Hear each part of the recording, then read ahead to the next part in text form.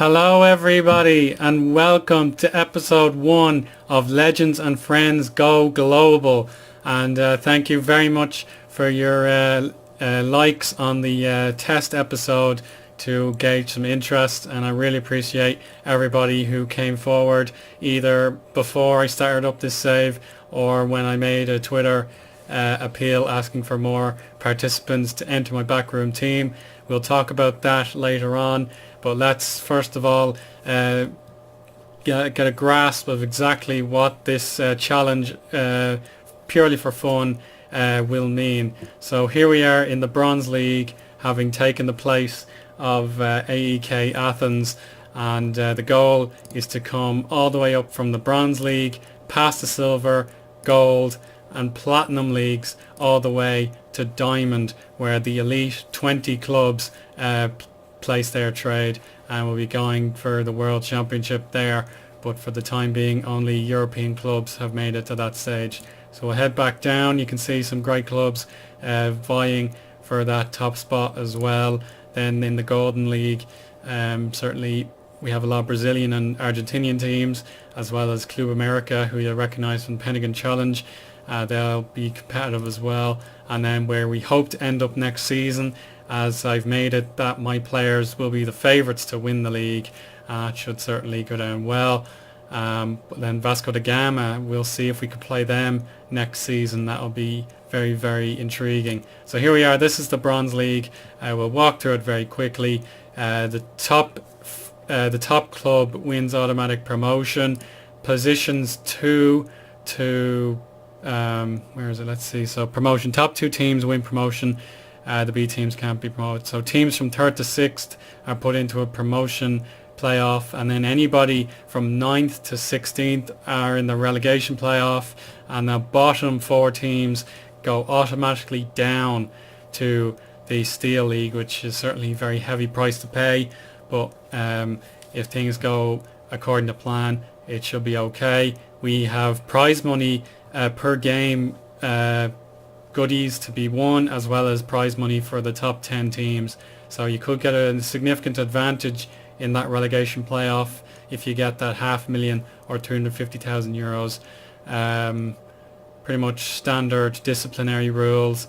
But then you want to notice this up here, my certainly my delight, as you can name nine substitutes and play a maximum of 5. That's brilliant. Exactly what this save needs, because my squad is huge, and we'll walk through them very quickly now, because some of the players I would have dragged in from real life clubs that were in the database. So let's go through one by one in alphabetical order. So we have Edmar Andreini, we have Ali Bamba.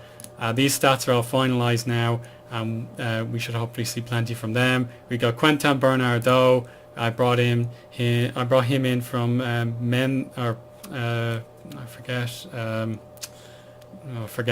Matteo Bianchetti brought in from real life as well. Brian Boring. We've got Fusiani Cisse, the inspirational captain. He'll be leading the team. His former strike partner come back to life with Anthony Delad. I brought him in from a real life club as well. Aliun Diawara, also from the Le Mans Odyssey.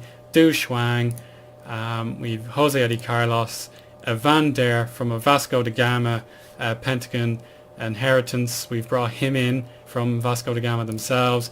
Carlos Exposito, he played for me on FM14 at Sturm Graz, and he was a phenomenal player, and he was the cross master for that league, so I've given him a good crossing attribute. Boris German, Jamal Hoogland, Jiming Hao, Rakto Javicic, that famous goal scorer, of course. Sean Kavanagh, brought in from Fulham, but he was with me at Chesterfield. Stephen Kinsella, who was with Everton, gone on loan to St. Pat's and then Dundalk. I brought him in and given him appropriate stats. Nolan Lambert in goal. We've got Brian Lenihan, still hasn't got his chance at Hull, so all the better that he's with me now. Jordan Martin, Vanya Matrulian, Jairo Mesa, El Capitan from Chesterfield, Cyril Michaud, Yusuf Masakni, brought in from the Qatari League, as far as I'm aware, not necessarily Premier League, but certainly I think the first division for them. So he's back with me. Abdelhakim Amrani plays for Oldham in real life, but I decided he is mine for this challenge. Ronnie Pino, Untatuko Radaby, Frank Reeves, Gary Roberts is here as well. He played for Portsmouth and now Wigan after leaving Chesterfield. Jonathan Schmid, Shebe Shrivers, one of my great free transfers in my Football Manager career. Sener Ozbarakli played for Bursaspor in FM14, then went to Fenerbahce in real life. David Shanahan, Rasmus Stephenson, Van Grand the Man, Brian Wheeler, Kai Wisniewski, Jason Wood, my Football Manager 2011 player, and then Zhang Suesi. So that's a squad of 40 players that will likely remain at the club for the entirety of their playing careers. Some of them are over the age of 30 and others are still teenagers. So that should hopefully mean an interesting dynamic. The only players I plan to bring in from this point will be regens that are generated by the club.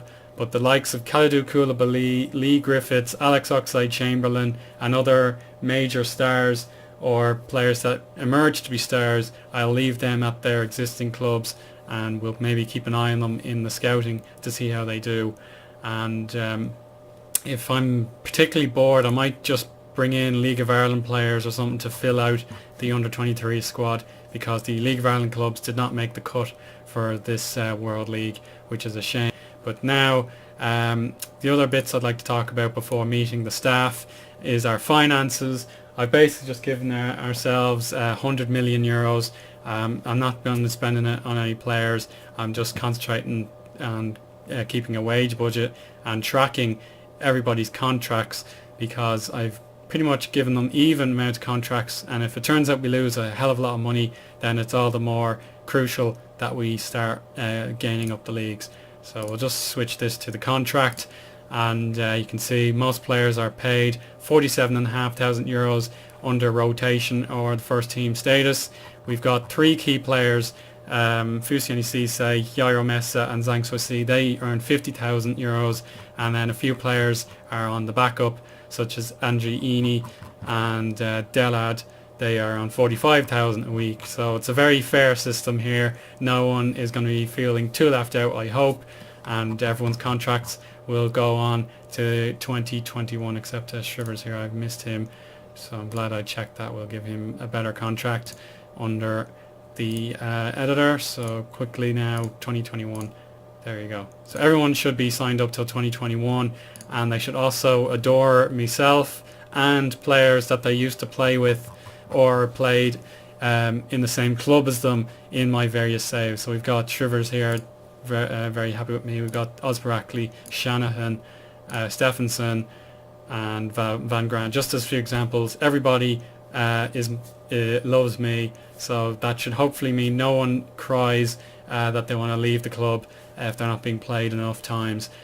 So that should certainly keep the challenge fresh and less stressful, certainly for my gameplay anyway. So now we can quickly move on to meeting the staff, and we have a very special boss that I'd like you to meet. And now it's time to meet the chairman of the club, and it is none other than my beloved pet Mustang the cat. So Mustang, it's a wonderful occasion to be at Hall of Famers United. I'm looking forward to managing this team and going all the way to the Bronze League Championship at a minimum, and hopefully becoming champions of the world with your guidance and leadership.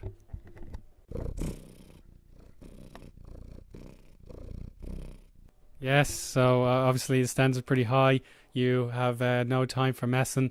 You are the big boss, and I'm certainly interested to see how we can build this club together. You what? Are you serious? Oh, come on, you can't be that harsh on the lads now. We're only just meeting up for the first time. Ah, well, you're the big cat. I would never change you for the world. Yeah, so I know you're a little bit shy for the microphone, but you're of course the number one in my eyes, and we should lead this club successfully throughout this tenure.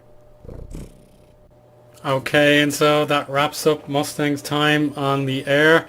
I can understand it's a cringy joke, but I just thought, let's be totally nuts about this and go full hog. So now it's time to meet one of my actual friends who has nominated themselves for a job. It's none other than my friend Simon. So he is my assistant manager and he's going to help me out running the club, certainly from a backroom staff point of view.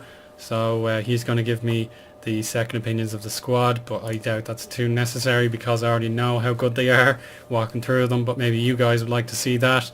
Yeah, of course, be beneficial for that.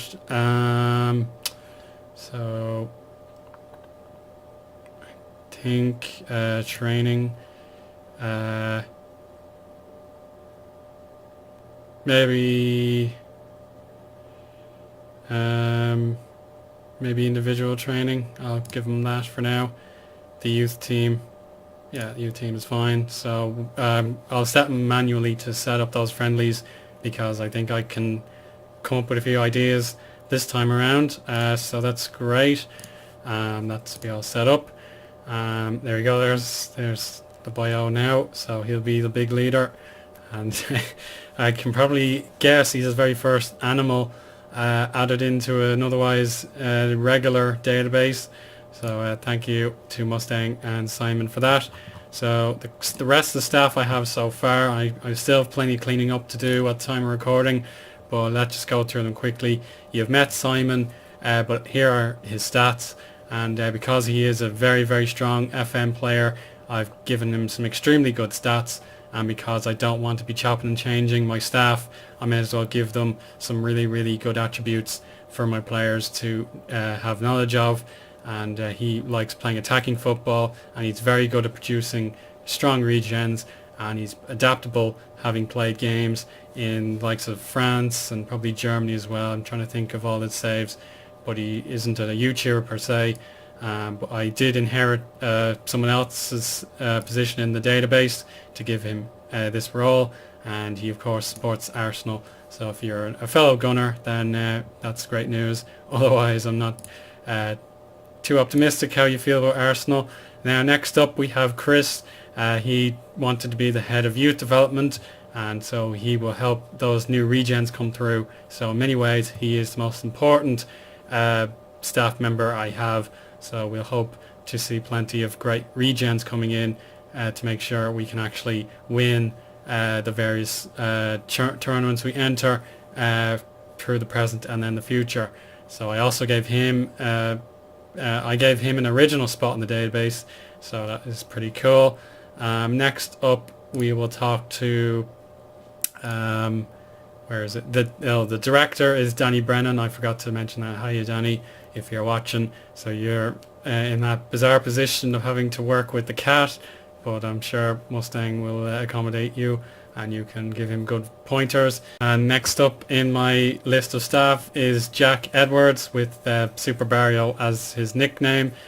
He's one of my great friends throughout the times on FIFA, and indeed I played a few games with him on Football Manager a few years ago, and he joined in slightly later than the original entries to my backroom team, but nevertheless I gave him his details from a free agent, and he's a Crystal Palace supporter. So they're having a decent turnaround after the shocking start to the campaign, so the anti-Manchester City, but thankfully they're starting to cop on a little bit, and good luck to them. We will now meet our next contender. We've got George Hyper Wars. He got in touch with me over Twitter. I'd never previously met him, but he's certainly enthusiastic about being a defensive coach, and that's a very important role. I haven't had any defensive coaches apply apart from him, and I hope I got your date of birth and all that reasonably accurate, but it doesn't really matter. Having a younger coach is pretty good. So thanks for getting in touch, George, and anything else, just let me know. And we've set each other as friends just to make sure we stay loyal. Matheus Carneiro is my head physio. He asked me can I join from my Discord, which is pretty cool. That's such a very useful app. So well, fair play to Matheus, great lad. and he'll certainly be helping me out with that injury list. But these team doctors from AEK Athens probably have to stay, since I can't really get rid of them. I've no way of replacing them.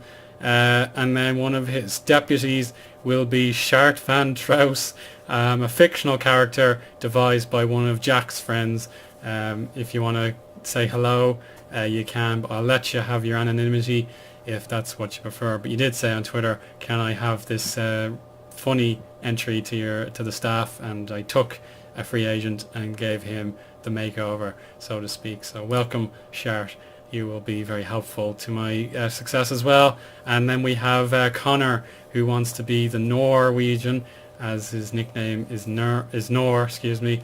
And he will be my data analyst, another crucial job, which will certainly help me out. And I hope giving him 16 of each isn't too generous, and it's not too harsh compared to everyone else who has plenty of good stats to throw around. We'll certainly look forward to see how my players play in the leagues coming up this season. And now that's everybody so far, but we still have vacancies to fill in. I'll be looking to see on Twitter if there are any more people of interest, because we don't have a chief scout. We may have to fill that role in. We could possibly get in, who else could we really need? We don't need a director of football, that's unnecessary for this. But we could have probably another data analyst and more scouts.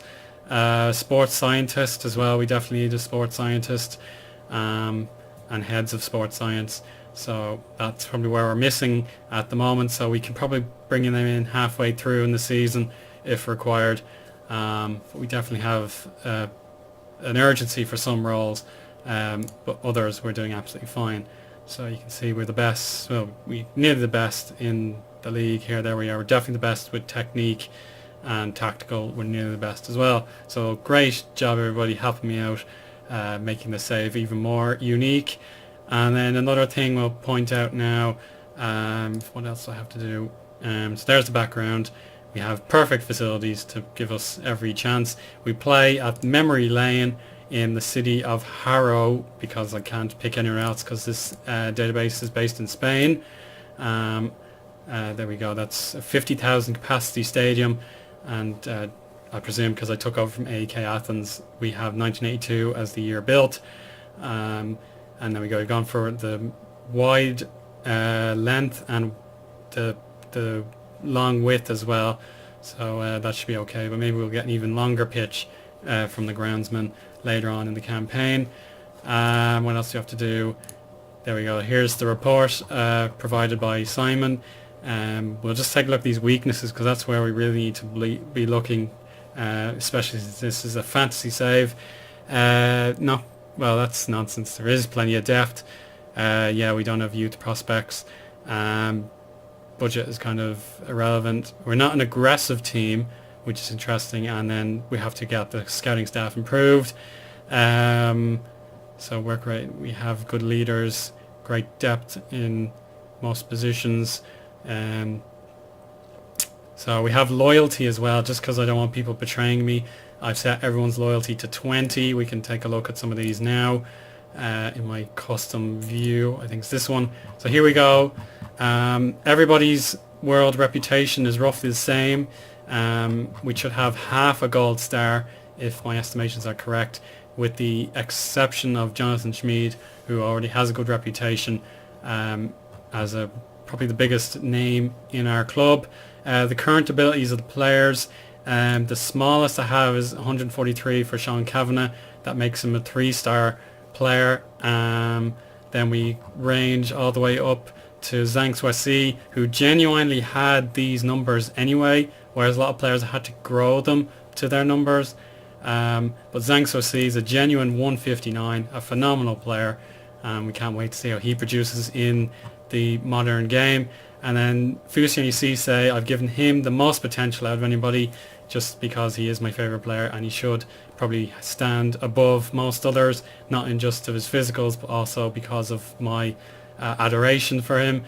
The vast majority of the other players will have potential abilities of 155, so just in case you think it's going to be too easy, then maybe if my players hit their peaks very early, then it's going to be a challenge to win the big prizes, as we will have the same players every year in, year out, and they cannot improve by beyond a certain ability potential. So that's the real challenge, I think. And then all the players are supporters of the clubs they played with me at originally, and also the new Hall of Famers United club. So that's something else to bear in mind. The squad dynamics, I'm sure you'll want to see this. We have a big problem here with the match cohesion, because nobody was at this club originally when the save started, and managerial support is very high, because I've rigged it to be like that, and certainly for the challenge I think that's crucial. Dressing room atmosphere, I think it's pretty normal, but it's grown in the last while. The hierarchy is as follows. Fusiani Cisse, Yairo Mesa and Zhang Suisi are all my key players, so thank goodness, well done to the game code for generating those three as the top players in the pyramid, but we'll need to get them all the way up to team leaders to be realistic, and then everyone else is going to be vying to grow from the bottom up. And then in terms of the socializing, we've got the core social group with Cisse and Zhang Suisi up there. Thank goodness again, because I was worried Cisse was down here. We have English speakers who have been shifted from the top to the bottom, as of course I found most of my success in Le Mans FC. Secondary social group B. I don't know why Jordan Martin's down there, that's very strange.